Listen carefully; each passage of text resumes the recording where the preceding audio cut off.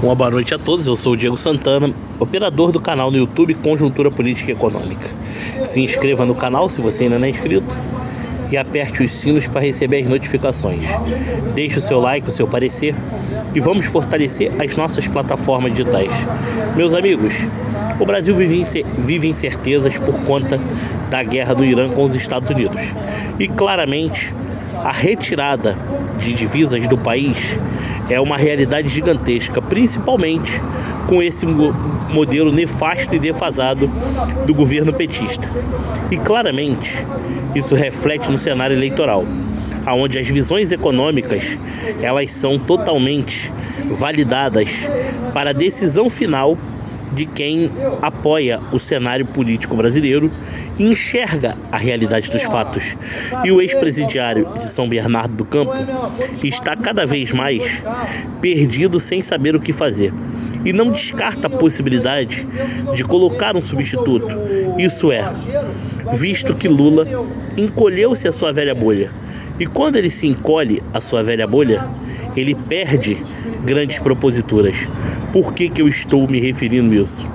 Principalmente quando se leva em consideração que a popularidade do presidente é com base na confiança que ele pode auferir.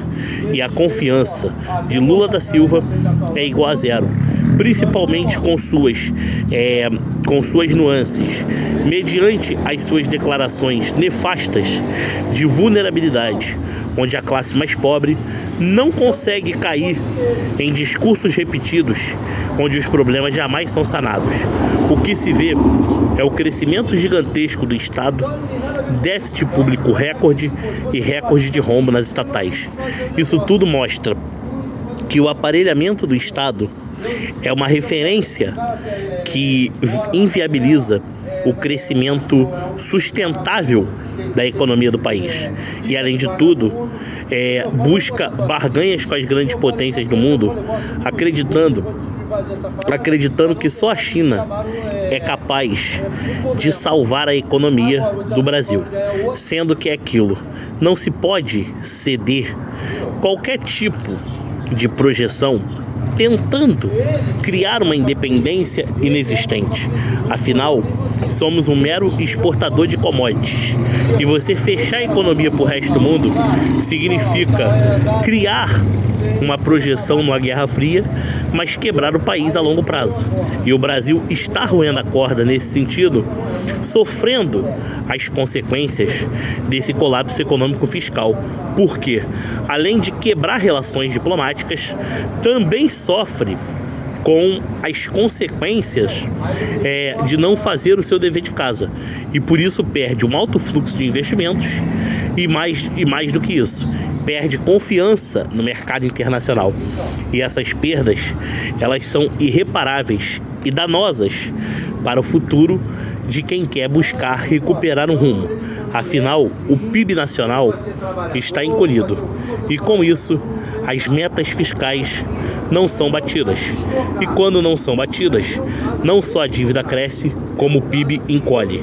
Afinal, a conta quem paga é aquele que empreende. E isso gera desindustrialização, que é uma política que o Brasil vem adotando ao longo dos anos e por isso colhe os frutos de baixo crescimento e falha em justiça tributária.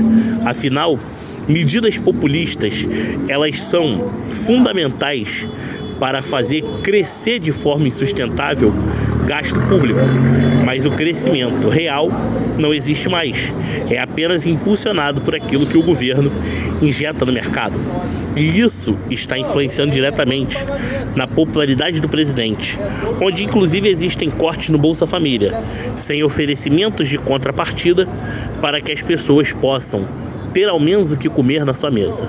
Aí depois os conservadores é que são contra o Bolsa Família e, além de tudo, não permitem que os mesmos cresçam, sendo que a esquerda está provando que é capaz de criar o Estado como se fosse soberania.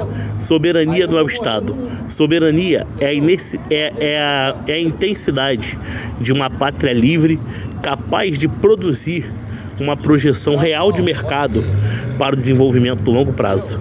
Isso daí é uma vergonha o que nós estamos vivenciando, principalmente pelos gastos públicos alavancados de forma desenfreada e um déficit operacional significativo, visto que a conta nunca fecha em relação aos resultados entregues. E isso tem mostrado claramente que tudo que o governo fala não é compatível com a realidade. Afinal, o retrocesso depois de 4 anos ele é muito claro, porque existe um arcabouço fiscal insustentável, uma recomposição ministerial para tentar governar que dessa vez não teve a mesma eficácia, e agora se pontua que teve dificuldade porque o Congresso que atrapalhou. E sendo que não se pode reclamar de absolutamente nada, utilizou de forma caprichosa e ilícita para passar por cima da legislação, criando esta legislação. Não é esse modelo de governo que o brasileiro merece. Conjuntura Política e Econômica é o seu canal conservador. Um grande abraço e até a próxima.